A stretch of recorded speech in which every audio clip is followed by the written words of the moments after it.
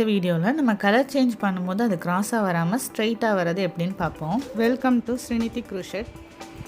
ஜென்ரலாக நம்ம அமிங்கு மிஸ் பண்ணும்போது வெர்டிக்கலாக நம்ம கலர் சேஞ்ச் பண்ணுறோம். ஒரே ஸ்டிச்சில் வந்து எல்லா ரோலையும் கலர் சேஞ்ச் பண்ணிகிட்டே வரோம்னா நமக்கு ஸ்ட்ரைட்டாக வராமல் இந்த மாதிரி கொஞ்சம் கிராஸாக தான் வரும்.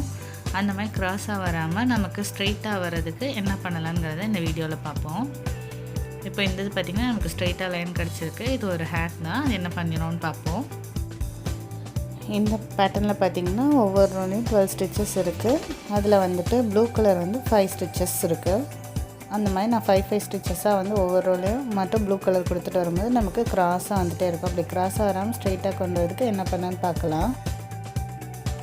ஸ்டிச் ஷிஃப்டிங் சொல்லி ஒரு கான்செப்ட் யூஸ் பண்ணிக்க போகிறோம். இந்த 5 ஸ்டிச்சஸ் வந்துட்டு நம்பர் ஆஃப் ஸ்டிச்சஸோ பொசிஷனோ மாறாமல் ஆனால் ஸ்டிச்சஸை மட்டும் டுவர்ட்ஸ் த லெஃப்ட் எப்படி புல் பண்ணுறதுன்னு சொல்லி பார்ப்போம். ஃபஸ்ட்டு இருக்க ஸ்டிச் வந்து 1 சிங்கிள் குரோஷே இருக்கா, அதை அப்படியே நம்ம வந்து 1 சிங்கிள் குரோஷேவாக பண்ணிக்க போகிறோம். செகண்ட் அண்ட் தேர்ட் ஸ்டிச் இது ரெண்டே வந்து நம்ம லைட்டாக வந்து இந்த சைட் புல் பண்ணுறதுக்காக ஒரு டிக்ரீஸாக பண்ணிக்க போகிறோம். ஃப்ரண்ட் லூப் 2 ஸ்டிச்லேயுமே ஃப்ரண்ட் லூப் மட்டும் எடுத்து அதில் ஒரு டிக்ரீஸ் பண்ணிக்கிறேன். அடுத்து இருக்க 2 ஸ்டிச்சில் ஃபஸ்ட்டு ஸ்டிச் வந்து நான் நார்மலாக 1 சிங்கிள் குரோஷே பண்ணிக்கிறேன்.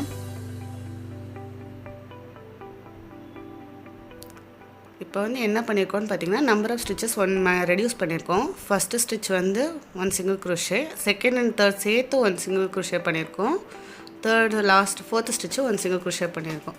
ஸோ திருப்பி நம்பர் ஆஃப் ஸ்டிச்சஸ் மேட்ச் பண்ணுறதுக்காக லாஸ்ட் ஸ்டிச்சில் ஒரு இன்க்ரீஸ் பண்ணிக்கிறேன். லாஸ்ட் ஸ்டிச்சில் கலர் சேஞ்ச் பண்ணிக்கிறோம்.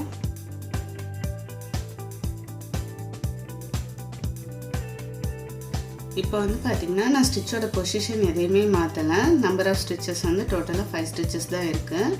ஆனால் நம்மளோட ஸ்டிச்சஸ் வந்து கொஞ்சமாக left side towards the left வந்து ஃபுல்லாக இருக்கும். அதுக்கு காரணம் நம்ம ஸ்டார்டிங்கில் இந்த இடத்துல இருக்க ஸ்டிச்சை வந்து இந்த மாதிரி இருக்க ஸ்டிச்சை வந்துட்டு டுவர்ட்ஸ் த லெஃப்ட் டிக்ரீஸ் பண்ணியிருக்கோம். அதேமாதிரி எண்டில் இருக்க stitch towards the left increase பண்ணியிருக்கோம். அதனால் நம்மளோட எல்லா ஸ்டிச்சஸுமே டுவர்ட்ஸ் த லெஃப்ட் அதேமாதிரி டோட்டலாக பேட்டர்னே லெஃப்டாக ஃபுல்லாக இருக்கும். இந்த ஸ்டார்டிங்லேயும் சரி இந்த எண்டிங்லேயும் சரி லெஃப்டில் ஃபுல்லாக இருக்கிறதுனால நமக்கு இந்த சைட் ஸ்லாண்டிங்காக வர வேண்டிய அந்த கலர் சேஞ்ச் நமக்கு இங்கே ஸ்ட்ரைட்டாக கிடைக்குது. இதே மாதிரி நம்ம செகண்ட் கலர்லையுமே வந்துட்டு கலர் ஸ்டிச் ஷிஃப்டிங் பண்ணிக்க போகிறோம். எப்படி நம்ம வந்து ப்ளூ கலரை வந்து இந்த சைடு லெஃப்ட் சைடு புல் பண்ணோமோ அதே மாதிரி கரஸ்பாண்டிங்காக பிளாக் கலர் அதாவது செகண்ட் கலரையுமே அந்த மாதிரி லெஃப்ட் சைடு புல் பண்ணிக்க போகிறோம். அதுக்கு ஃபஸ்ட்டு பிளாக் கலரில் first stitch 1 single crochet,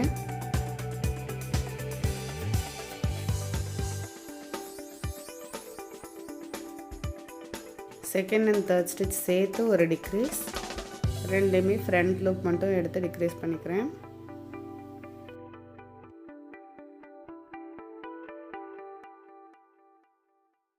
in between இருக்க ஸ்டிச்சஸ் லாஸ்ட் ஸ்டிச்சுக்கு முன்னாடி இருக்க எல்லா ஸ்டிச்சஸ்லையுமே 1 சிங்கிள் குரோஷே தான். லாஸ்ட் ஸ்டிச் வந்துட்டோம். இதுலேயும் நம்ம எப்படி ஃபஸ்ட் கலரில் பண்ணோமோ அதே மாதிரி லாஸ்ட் ஸ்டிச்சில் ஒரு இன்க்ரீஸ், செகண்ட் ஸ்டிச்சில் கலர் சேஞ்ச் பண்ணிப்போம்.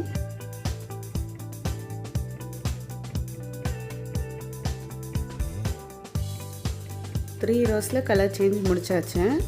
நான் தேர்ட் ரோவில் மட்டும்தான் ஸ்டிச் ஷிஃப்டிங் யூஸ் பண்ணியிருக்கேன். ஃபஸ்ட்டு 2 ரோஸில் ஸ்டிச் ஷிஃப்டிங் பண்ணலை.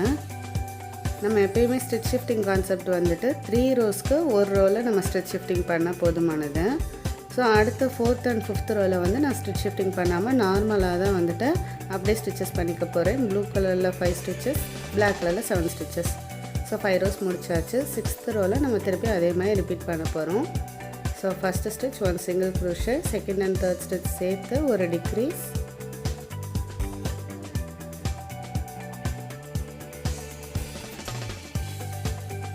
இன் பிட்வீன் சிங்கிள் குரோஷேஸ் பண்ணிவிட்டு லாஸ்ட்டாக இருக்க ஸ்டிச்சில் ஒரு இன்க்ரீஸ்.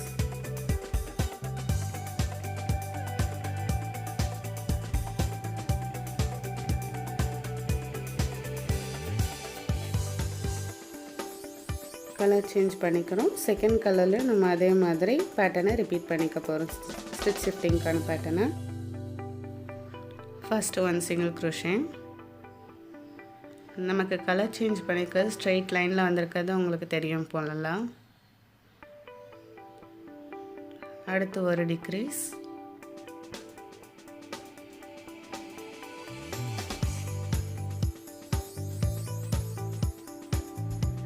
இன் பிட்வீனில் இருக்க சிங்கிள் க்ரோஷேலாம் அப்படியே ஒன் சிங்கிள் க்ரோஷேவாக பண்ணிக்க போகிறோம். ஃபைனலில் லாஸ்ட் ஸ்டிச்சில் ஒரு இன்க்ரீஸ்.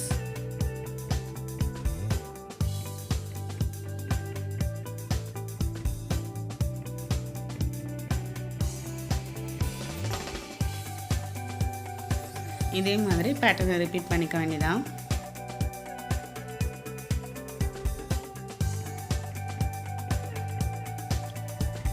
முடிஞ்சிருச்சு. நமக்கு வந்து கலர் சேஞ்ச் பொசிஷன் கரெக்டாக ஒரு ஸ்ட்ரெயிட் லைனாக கிடச்சிருக்கும்.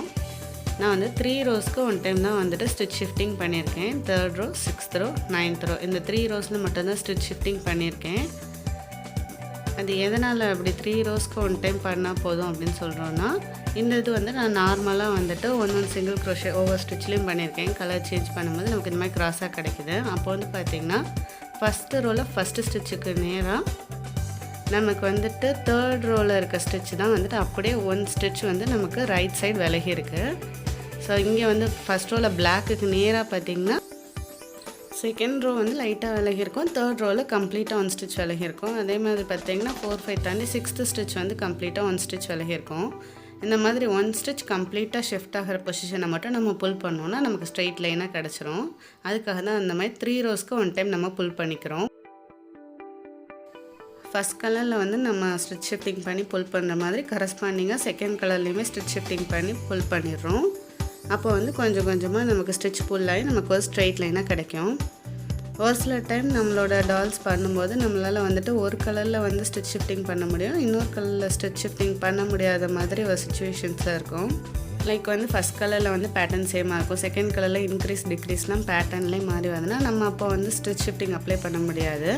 அப்போது வந்து நம்ம வந்து ஃபஸ்ட் கலரில் மட்டும் நம்ம ஸ்டிச் ஷிஃப்டிங் அப்ளை பண்ணிக்கலாம். அப்போ நமக்கு பர்ஃபெக்டாக ஒரு ஸ்ட்ரெயிட் லைன் கிடைக்காது, ஆனால் வந்து ஸ்லாண்டிங் வந்து ஓரளவுக்கு கரெக்டாக இருக்கும். இந்த இதில் பார்த்திங்கன்னா நான் வந்து ப்ளூ கலரில் மட்டும்தான் ஸ்டிச் ஷிஃப்டிங் அப்ளை பண்ணியிருக்கேன். பிளாக் கலரில் நார்மலாக ஒன் சிங்கிள் க்ரோஷே பண்ணியிருக்கேன். அப்போது வந்து நமக்கு ஃபஸ்ட்டு அளவுக்கு ஸ்லாண்டிங்காக லைன் இல்லைனாலும் நமக்கு ஓரளவுக்கு நம்மளோட ஸ்லாண்டிங்னஸ் கரெக்டாகி கிடச்சிருக்கு. நம்மளோட டாய்ஸ்லேயும் அதே மாதிரி நமக்கு வந்து கரெக்டாக வந்து ஃபுல்லாக 2 கலர்லேயுமே ஸ்டிச் ஷிஃப்டிங் அப்ளை பண்ண முடியலைன்னா ஃபஸ்ட் கலரில் மட்டும் அப்ளை பண்ணிக்கோங்க. அப்போது வந்து நமக்கு இந்தளவுக்கு லைட்டாக ஸ்லாண்டிங்காக கிடைக்கும்.